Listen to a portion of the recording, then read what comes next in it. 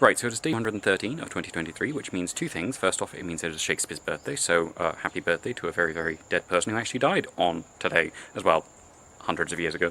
And also it means that it is the 113th day of my attempts to plant a tree every single day for 2023 here in my home outside of Lusaka, Zambia. And so let's get on with it. With it being Shakespeare's birthday today, well, certainly his death day and the day that is usually treated as his birthday, although as far as I know that's not actually known because it's usually just counted as 3 days back from his baptism, because we really don't know exactly when he was born. It was sometime in April, but exactly when, unclear. He was baptised on April 26th and he died on April 23rd, and so let's assume that he was born the same day just because it's nice and symmetrical. But anyway, his most famous play, arguably, is Romeo and Juliet, which is set in the city of Verona, which is actually somewhere I have been, and so my desperate little way of linking this tree tangentially to his birthday is that when I went to Verona as a fairly small child, and my aunt and uncle very kindly took my sister and I to see an opera in the Roman amphitheatre there. And it being opera and me being a small child, I fell asleep, of course. We had taken a picnic because you were supposed to get there in the cheap seats a couple of hours before it started, so we'd had our picnic, and then I'd fallen asleep, and then the whole thing had started, and then halfway through I woke up hungry, and not aware of the fantastic acoustics that the Romans built the place with, I very loudly proclaimed, "Liz, can I have a plum?" which echoed around and around and around this beautiful candlelit amphitheatre where La Traviata was underway. And I will never, ever live that down. But anyway, so that is how I link plums, or for today specifically prunes, to Shakespeare, because a prune is just a plum that is suitable for drying generally, and sometimes it can just be any plum. And Shakespeare, I believe, did sometimes use the word prune instead of plum. In fact, in A Winter's Tale, which is one of his plays, he specifically refers to prunes, where the clown is talking about buying things for his sister to make, I think, a cake with. But anyway, we have a prune tree. It is a Van der Merwe prune tree, which is one of the more climatically tolerant ones, because generally speaking I wouldn't expect these to fruit here, but these have been in the nursery where I got it from for a while, and I've been keeping an eye on them, and they have started flowering there. So I thought, right, it is fate. They clearly have their chilling requirements to flower. Whether that'll be enough for them to set fruit, I don't know, but I'm willing to risk it.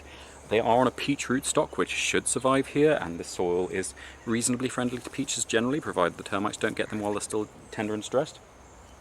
I am digging quite a deep hole because they do like quite a lot of drainage again, and the hard pan here is relatively deep because this is an area that has been irrigated a lot. Even before I was alive, this was quite well gardened, so that means that that hard non-drainage layer has gone quite a long way down, so to break it you have to dig quite a long way down. So then we are going to be backfilling it, and we're going to be giving it some companion plants because it's in an area that shouldn't really burn. It doesn't really need a thick, dense succulent layer, but just to be on the safe side, I am giving it one of the unknown aloes, which is one that is similar to Cameronian flower, but quite similar in growth form. I'm not entirely sure what species it is yet, but we will find out one day. And then we are also going to be putting in a little toxic barrier in the form of Cotyledon barbae, which is the bush-veld pixia, and Senecio barbatonica, which is the barberton sort of chalk sticks. I'm not entirely sure what they call it, but it's a little spiky green toxic plant related to ragworts. And that should give it a nice little bit of protection. It should give it a little bit of shade around the space. It's also quite a nice spot here because it gets afternoon shade from a building, which should mean it doesn't get too hot. It should get some nice morning sun, and plums generally do like quite a lot of light, but it shouldn't be the hot sort of light which will really damage it. It should be the nice, cool, bright light so it can photosynthesize, get its jobs done, but not get burned to a crisp. And then it's also going to be sheltered reasonably well from the wind by a jacaranda, which is just to the southeast of it, and a loquat and a pawpaw and a lemon tree, which sort of form a little grove in the same area, which it should sort of be an equal partner in quite soon. And that should basically form quite a nice little wind break, so it's not being blown around too much, it's not drying out too much from that, and with its ground cover as well, that should really stop the drying of the soil from getting too bad. It's also got quite a lot of bidens here, which is one of the daisies. There's bidens stepia, which is the very tall stalks you'll be seeing around, which have wonderful yellow flowers, really good native wildflower. There's also one of the ornamental ones, which I don't know if it's native. It's quite similar to some of the native ones, but I'm not entirely sure which species it is, so I can't say for certain, which has formed quite a dense ground cover here without me really asking it to, so I'm quite happy with that. And that should keep the ground cool, keep it moist, and help this little one settle into an environment that is definitely warmer than it should be. But this variety should require less chilling, so at least in some years we should get a suitable climate for it to bear at least some fruit. So yes, so that should be everything for today. Thank you very much for watching. I hope you enjoyed it. If you didn't enjoy it, well done for making it this far. Thank you.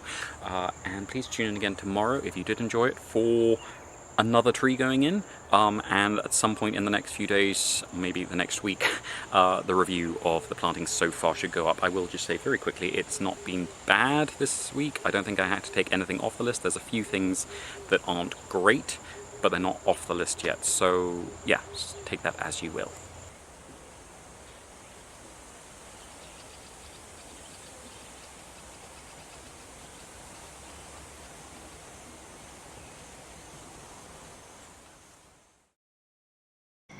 This bizarre little creature is the larva of a lacewing, and that is not it you're mostly seeing. Mostly what you are seeing is its leftovers. So when it finds a suitable piece of prey, it grabs it with its quite large jaws there at the front.